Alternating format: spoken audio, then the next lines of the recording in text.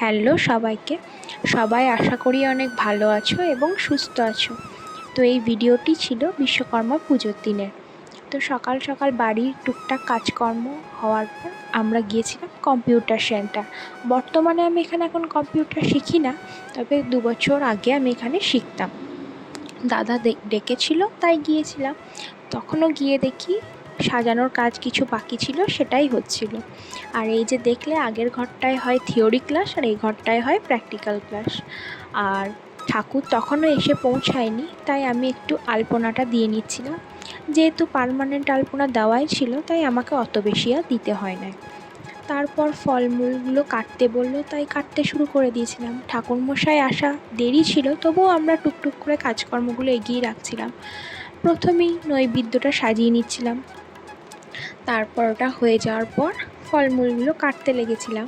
আর এই কম্পিউটার সেন্টারে বিশ্বকর্মা পুজো হওয়ার সাথে সাথেও একটা অ্যানুয়াল ফাংশনও হয়, যেখানে সার্টিফিকেট ডিস্ট্রিবিউশন বা যারা ফার্স্ট সেকেন্ড থার্ড হয় তাদেরকে মেডেল, ট্রফি এগুলো দেওয়া হয়।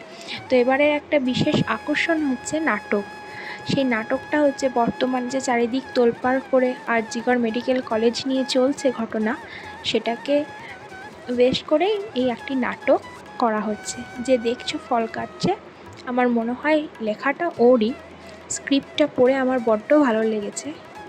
দেখার আশায় রইলাম কেমন হয়। আশা করি খুবই ভালো হবে। বেস্ট অফ লাক প্রত্যেককে যারা এই নাটকে পার্টিসিপেট করছো। তো অনেক ভালো হোক। আর তোমরা যারা কাছে আছো তারা অবশ্যই এসো। 22শে সেপ্টেম্বর হবে প্রোগ্রামটি। আর দূরে যারা আছো তারা আমার এই চ্যানেলেই দেখতে পাবে ওদের এই নাটকটা।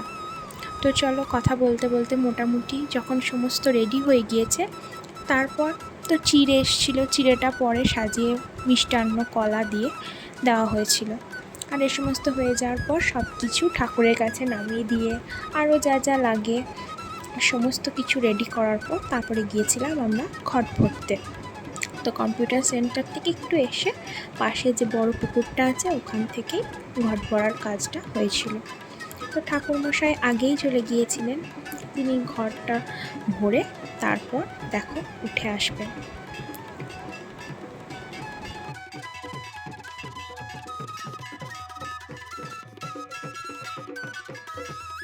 এই তো ঘট ভরাও কমপ্লিট। তারপর চলো আমরা সবাই একে একে আবার কম্পিউটার সেন্টারের দিকেই যাই, যেখানে পুজোটা হবে দোতলাতে।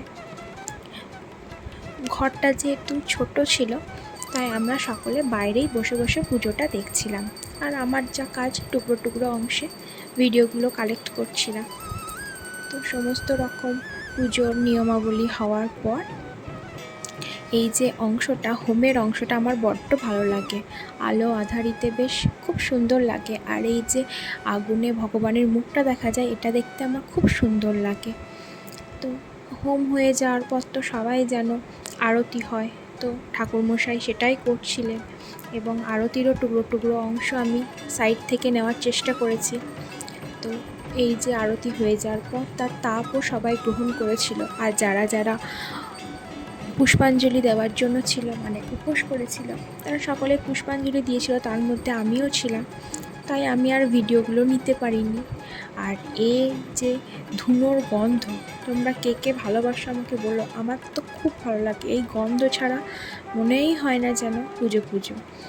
আর এই সমস্ত প্রতিমা পুজো হয়ে যাওয়ার পর ঠাকুরমশাই কম্পিউটারগুলোকেও পুজো করে নিচ্ছিল। আর বিশ্বকর্মা পুজো আসা মানেই তো আর কিছুদিনের অপেক্ষা, মায়ের আশা। তো মা আসুন সকলকে সুস্থ ভালো রেখে। তো পুজো হয়ে যাওয়ার পর প্রসাদ বিতরণের দায়িত্ব আমাদের ওপর ছিল। আমি ফলগুলো ভাগাভাগি করছিলাম, আর আমার বান্ধবী ওই চিড়েটা মাখছিল। আর এই ফল ভাগ করতে গেলে আমার খুব সমস্যা হয়, কোনোটাই বেশি কোনোটাই কম। কথাতে আছে অবশ্য প্রসাদ কণিকা মাত্রই যথেষ্ট, তবুও আমার মনে হয়। তো প্রসাদ ভাগ করার পর দেখছিলাম প্লেটগুলো বিভিন্ন রকম কালারের ফল লাড্ডু দেওয়ার পর এত সুন্দর লাগছে, তাই সেটাও আমি একটু ক্যাপচার করে নিয়েছিলাম। তো আজকের আমার এই ছোট্ট ভিডিও তোমাদের কেমন লাগলো আমাকে অবশ্যই জানাবে। আর ভালো লাগলে লাইক, শেয়ার, সাবস্ক্রাইব করতে যেন ভুলো না। আর আমার এই ছোট্ট ছোট্ট ভিডিওগুলো দেখতে হলে আমার পাশে থেকো, আমাকে সাবস্ক্রাইব করে আরও বেশি ইন্সপায়ার করো। আমি তোমাদের দেখেই শিখি আর একটু একটু করে ভালো করবার চেষ্টা করি। তো অবশ্যই জানাবে কিন্তু আমার ভিডিও তোমাদের কেমন লাগলো। চলো আজকের মতন টাটা, দেখা হচ্ছে পরবর্তী একটা ভিডিওর সাথে। খুব শিগগিরই আমি তোমাদের সাথে আসছি।